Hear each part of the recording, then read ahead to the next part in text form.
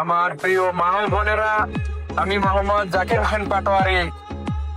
আপনাদের পাশের গ্রাম সিংবাস আমার বাড়ি।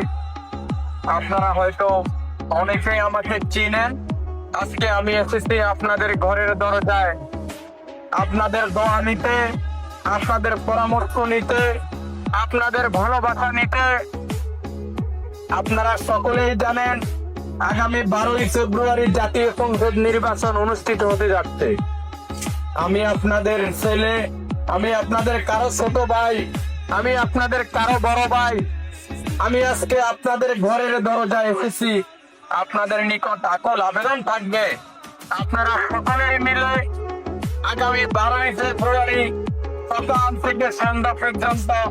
তাহলে বুঝুন, অন্যান্য দলের লোকেরও দেখেছি ভোট চাইতে, আর এনারাও ভোট চাচ্ছে। তাহলে বুঝুন, আপনারা বলুন, আপনাদের মন্তব্য অবশ্যই কমেন্টসে জানাবেন।